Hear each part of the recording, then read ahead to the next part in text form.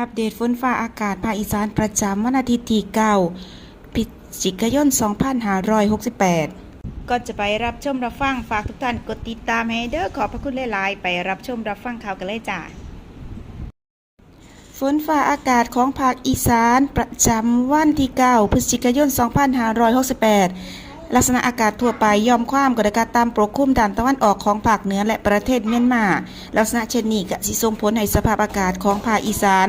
จะมีอากาศเย็นในตอนเช้าโดยจะมีฝนฟ้าคะนองประมาณ40%ของพื้นที่ส่วนมากบริเวณจังหวัดเลยหนองบัวลำพูชัยภูมิและก็โคราชอุณหภูมิต่ำสุดอยู่ที่21-23องศาเซลเซียสอุณหภูมิสูงสุดอยู่ที่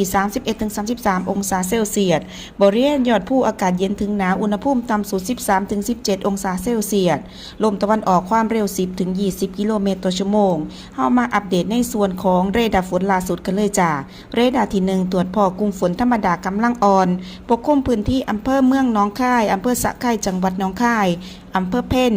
เมืองอุดรธานีจังหวัดอุดรธานีถัดมาอัปเดตในส่วนของ